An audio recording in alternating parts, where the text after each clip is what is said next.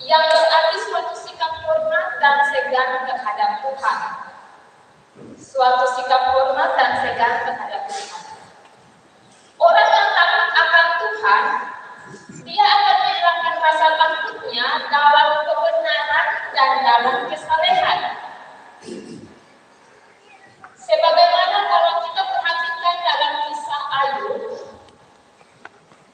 di kitab Ayub pasal 1 ayat 1 itu, Ayub menunjukkan dirinya sebagai orang yang takut akan Tuhan, sehingga dia menghindari kejahatan. Dalam Mazmur 108 ayat 1, bacaan Mazmur kita tadi, menunjukkan bahwa orang yang takut akan Tuhan itu akan berjalan di jalan Tuhan.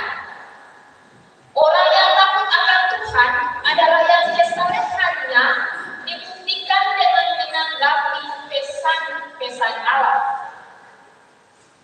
Nah, Bapak Mama kekasih Tuhan, setiap anggota keluarga berkenaan dengan bulan keluarga saat ini, kita merefleksikan bahwa dalam memainkan peran masing-masing di tiap-tiap rumah tangga, haruslah kita memainkan peran tersebut dalam rasa takut akan Tuhan. Pertanyaannya begini, kalau kita memainkan peran dalam kehidupan dengan rasa takut akan Tuhan, maka seberapa bergunanya kehidupan yang dilandasi dengan rasa takut akan Tuhan itu? Bapak Mama kekasih Tuhan, ingatlah bahwa berkat selalu disediakan kepada orang-orang yang takut akan Tuhan. Ada berkat kebahagiaan, ada berkat kebaikan, ketersediaan kebutuhan, berkat perlindungan, dan juga ada janji-janji kemenangan. Kita takut akan Tuhan bukan karena Tuhan itu jahat, tetapi karena kebaikan Dia. Karena Dia memiliki kekuatan yang tidak terbatas, karena kewibawaan Tuhan, karena kemahakuasaan Tuhan, membuat kita sebagai milik kepunyaan Tuhan mesti takut kepada Dia. Itu komitmen yang pertama. Komitmen yang kedua, beribadah kepada Tuhan. Dalam bahasa Ibrani, beribadah berasal dari kata amat. Dia kalau diterjemahkan, kami akan melayani.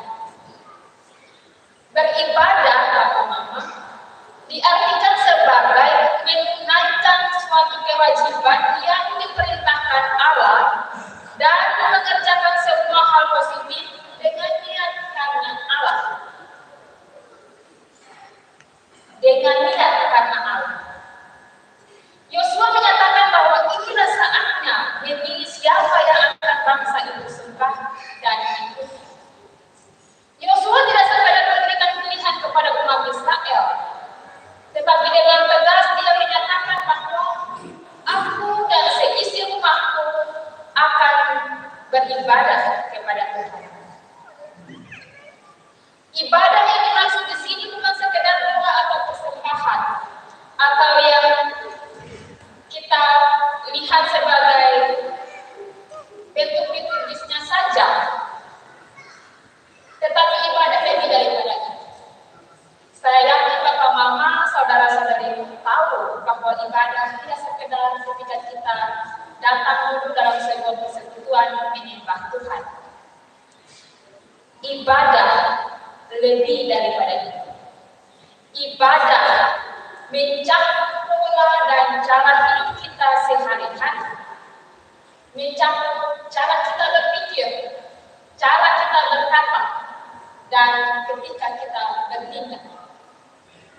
Ibadah mencakup keseluruhan hal-hal demikian.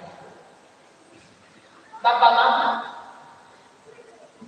sebagaimana yang kita tahu tentang sebelum itu, maka kita menemukan bahwa dasar dari